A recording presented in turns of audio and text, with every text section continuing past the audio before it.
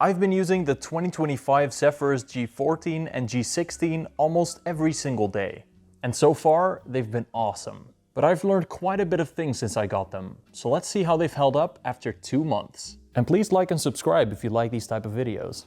I absolutely love how portable these two are. They're pretty much the thinnest and lightest laptops in the gaming laptop space. I use laptops while on the move a lot, so it's very nice not having to carry around a concrete brick. And while I haven't dropped them or anything, I'm certain that they're gonna be very sturdy based on what the 2024 Zephyrus could handle. The G14 is quite a bit lighter than the G16 though, so I've been using that one a little more.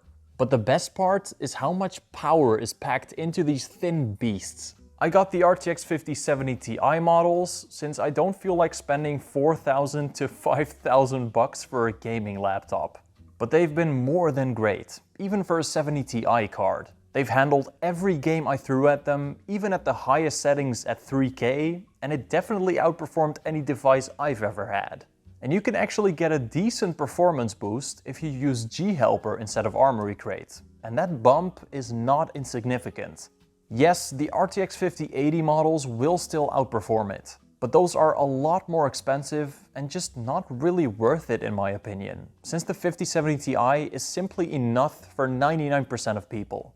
Oh, and my personal 5080 G14 got stolen, so don't have much of a choice, do I?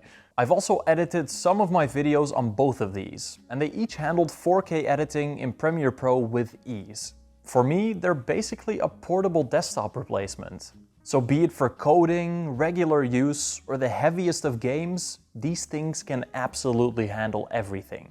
They both also have pretty much the best displays you've ever seen, probably. The G16 goes a step above and has double the refresh rate at 240 Hz, but they're both high-resolution OLED panels with high brightness and amazing colors. And those blacks have spoiled me. I simply can't go back to LCDs after this.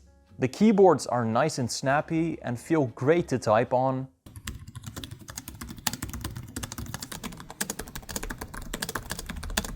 And while most people use a mouse, the touchpads are some of the best ones found on a laptop right now.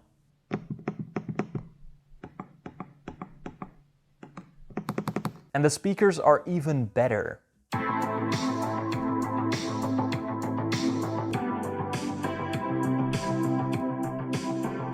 The G16 basically just has sized up G14 speakers, which were already the best speakers in a Windows laptop. So the user experience on these will be simply exquisite. When these laptops are idle or under light use, they stay completely silent, if you disable the dedicated GPU.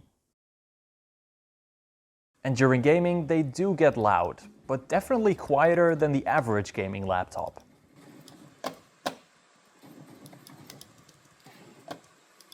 Having aluminum bodies, the chassis themselves do get a little warm on longer sessions, but the keyboard stays cool, since the fans pull a little air through them.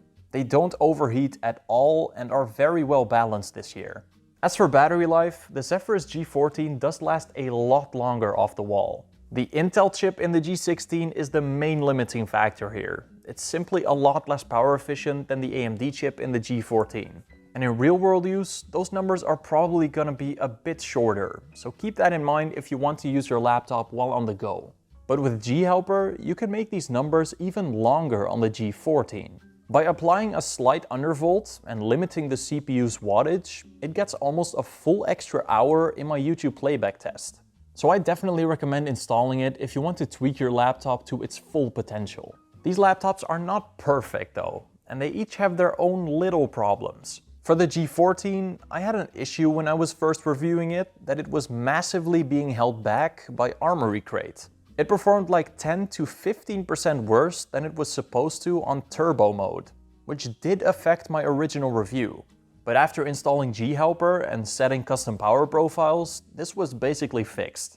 Some units also have a slight creaking sound on the display hinge. This is normal, but heavily varies between units. For example, my G14 does not have this sound.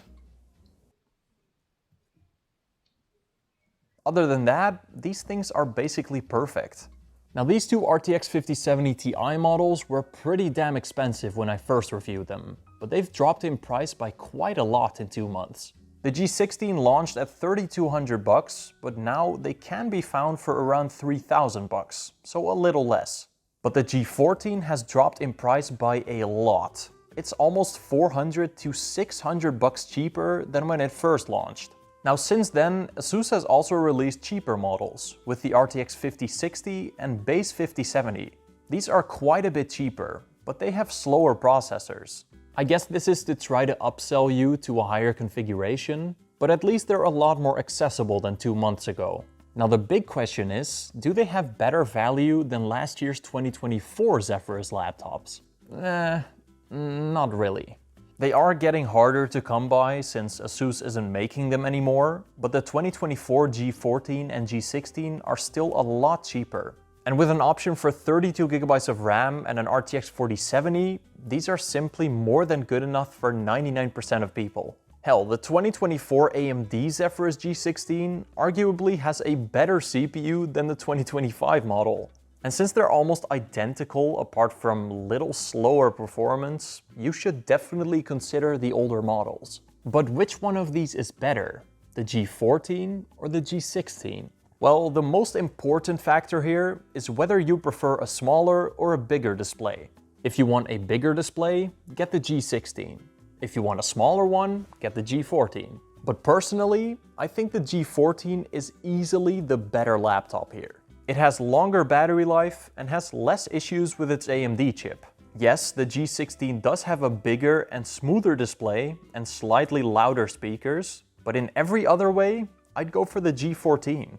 I love powerful, portable machines, and the G14 is just as fast, but just more portable.